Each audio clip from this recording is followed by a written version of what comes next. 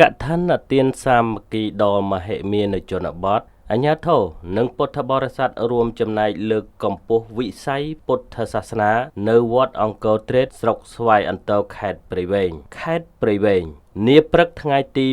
26ខែតុលាឆ្នាំ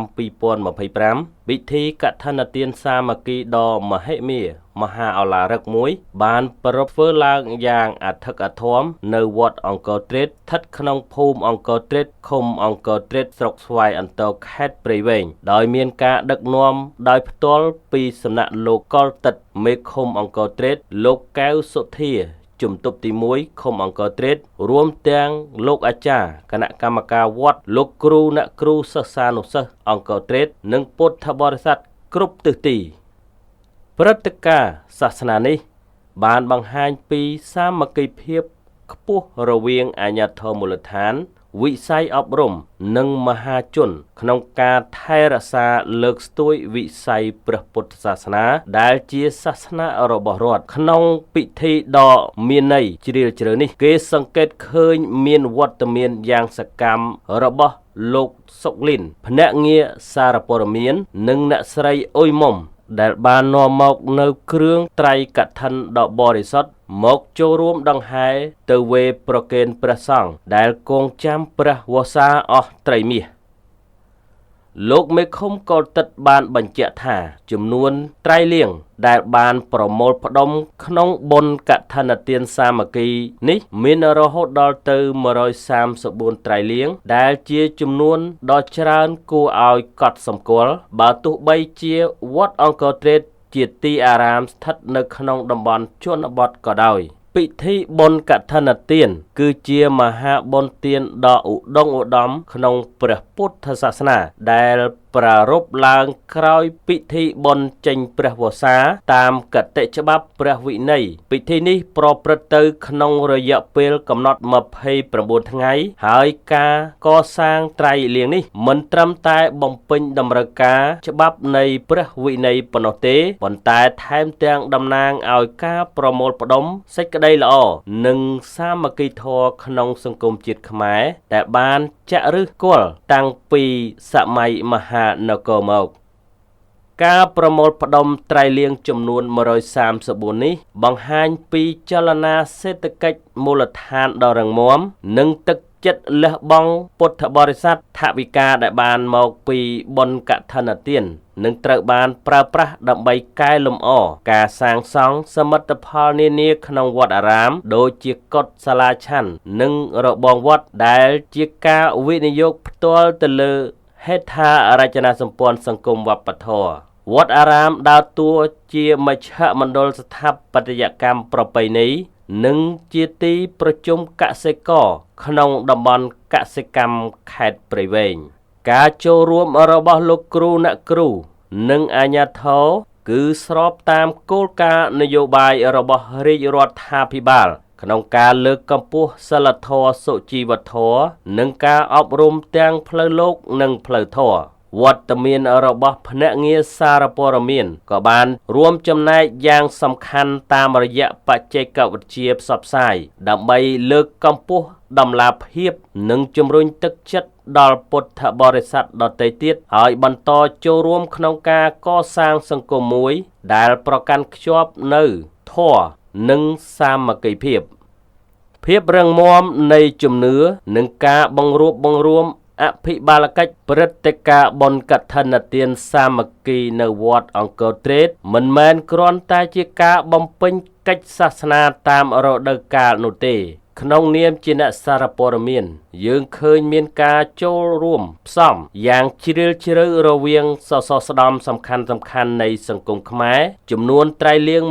134ក្នុងតំបន់ជនបទមួយនេះគឺជាសុយនគរដ៏រឹងមាំមួយដែលឆ្លុះបញ្ចាំងថាទោះបីជាជីវភាពកសិកម្មនៅតាមជនបទមានកម្រិតមធ្យមក៏ដោយទឹកចិត្តសទ្ធាជ្រះថ្លានិងស្មារតីលះបង់របស់ពុទ្ធបរិស័ទគឺមិនចាញ់តំបន់ទីប្រជុំជននោះទេ វត្តមានរបស់លោកមេឃុំលោកជំទប់គឺជាសញ្ញានៃអភិបាលកិច្ចមូលដ្ឋានប្រកបដោយការយកចិត្តទុកដាក់សំខាន់ពួកគាត់បានដើរតួយ៉ាងសំខាន់ក្នុងការសម្របសម្រួលសណ្ដាប់ធ្នាប់សាធារណៈនិងជំរុញឲ្យមានការចូលរួមនេះបង្ហាញយ៉ាងច្បាស់ថាច្បាប់រដ្ឋបាលនិងច្បាប់ព្រះពុទ្ធសាសនាអាចដើរទន្ទឹមគ្នាដើម្បីលើកកម្ពស់តម្លៃសង្គមចំណុចពិសេសមួយទៀតគឺការចូលរួមរបស់លោកគ្រូអ្នកគ្រូការអប់រំផ្លូវលោកតែឯងគឺមិនគ្រប់គ្រាន់នោះឡើយនៅពេលដែលគ្រូបង្រៀនចូលរួមក្នុងកិច្ចការសាសនាវាជាការបង្ហាញនូវការបណ្ដុះបណ្ដាលសិស្សានុសិស្សឲ្យចេះស្រឡាញ់វប្បធម៌និងសីលធម៌តាំងតែពីក្មេងនេះគឺជាយុទ្ធសាស្ត្រអប់រំដ៏ឆ្លាតវៃបំផុតសម្រាប់ការកសាងធនធានមនុស្សប្រកបដោយគុណធម៌ម្យ៉ាងវិញទៀតការដែលភ្នាក់ងារសារព័ត៌មានចូលរួមជាម្ចាស់ដើមបុណ្យបានផ្ដល់ទម្ងន់បន្ថែមទៀតទៅលើក្រមសីលធម៌សារព័ត៌មានដែលមិនត្រឹមតែផ្សព្វផ្សាយព័ត៌មានប៉ុណ្ណោះទេថែមទាំងជាគំរូនៃអ្នករួមចំណែកក្នុងការអភិវឌ្ឍសង្គមតាមរយៈការធ្វើបុណ្យដូច្នេះពិធីកឋិនទាននេះគឺជាផ្ទាំងទស្សនីយភាពជាក់ស្ដែងមួយនៃកម្លាំងសាមគ្គីភាពនិងជំនឿដែលជាទ្រព្យសម្បត្តិវប្បធម៌ដ៏អស្ចារ្យរបស់កម្ពុជាបុណ្យកឋិនទានសាមគ្គីដ៏ធំនេះបានឆ្លុះបញ្ចាំងយ៉ាងច្បាស់អំពីភាពរុងរឿងនៃជំនឿរបស់ប្រជាជនខ្មែរនិងការសហការគ្នាដ៏ល្អប្រសើររវាងអាជ្ញាធរគ្រូបង្រៀននិងពុទ្ធបរិស័ទជាយោបល់របស់ខ្ញុំសូមឲ្យអាជ្ញាធរមូលដ្ឋានបន្តលើកទឹកចិត្តនិងសម្របសម្រួលរាល់សកម្មភាពសាសនានិងសង្គមបែបនេះដើម្បីធានាបាននូវសន្តិភាពនិងការអភិវឌ្ឍប្រកបដោយចីរភាពត្រូវចងចាំជានិច្ចថាសាមគ្គីធម៌គឺជាកម្លាំងឯកភាពជាតិហើយការស្ម័គ្រចិត្តលះបង់ក្នុងផ្លូវបុណ្យនឹងនាំមកនូវសេចក្តីសុខរុងរឿងជានិរន្តរ៍សូមកុលបុត្រកុលធីតាខ្មែរទាំងអស់រួមទាំងលោកមេឃុំលោកជំទប់លោកគ្រូអ្នកគ្រូព្រមទាំងលោកសុកលីននិងអ្នកស្រីអ៊ុយមុំទទួលបាននូវសេរីសួស្តីជ័យមង្គលវិបុលសុខគ្រប់ប្រការនឹងបានសម្រេចនៅបុណ្យកុសលដ៏ថ្លៃថ្លានេះតរៀងទៅ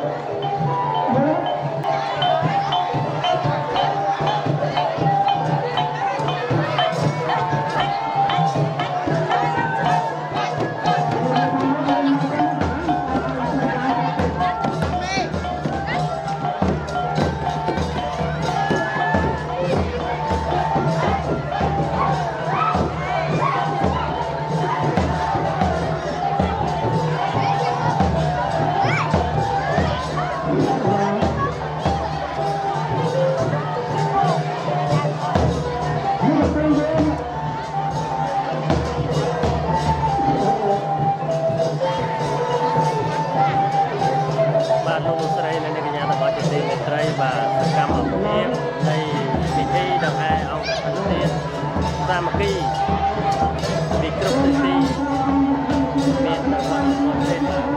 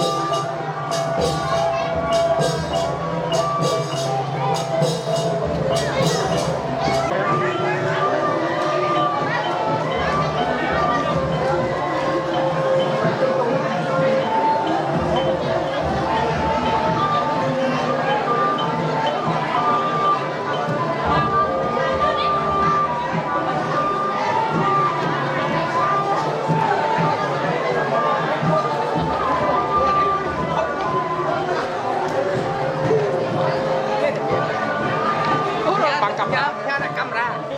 nào dốt nó camera nó khơi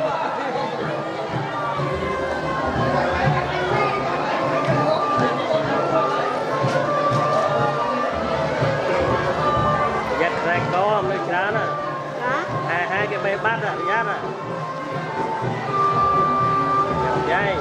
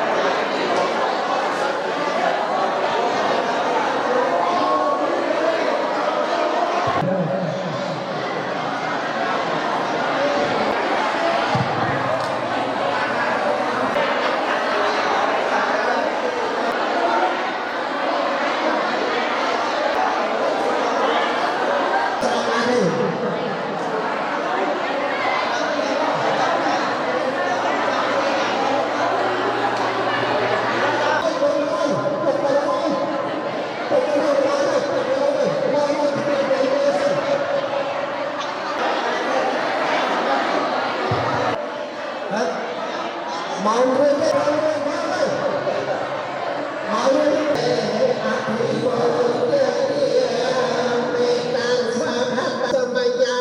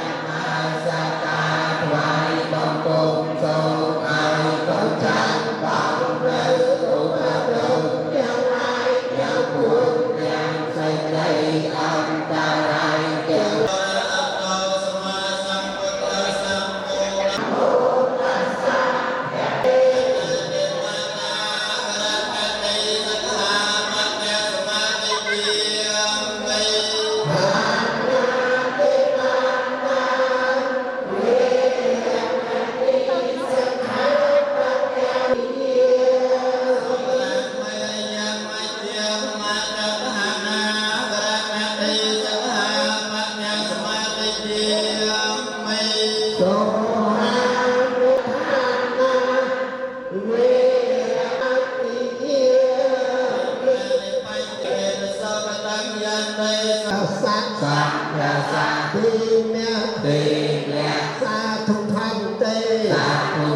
để không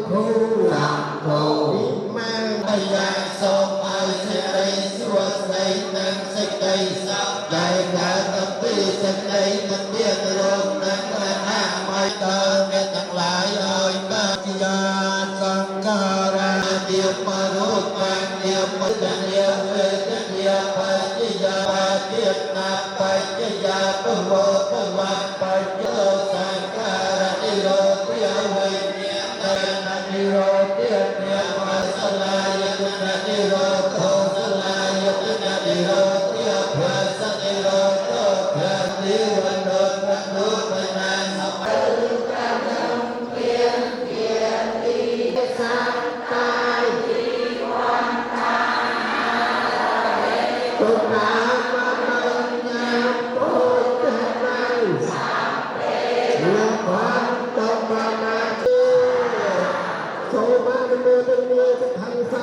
lỡ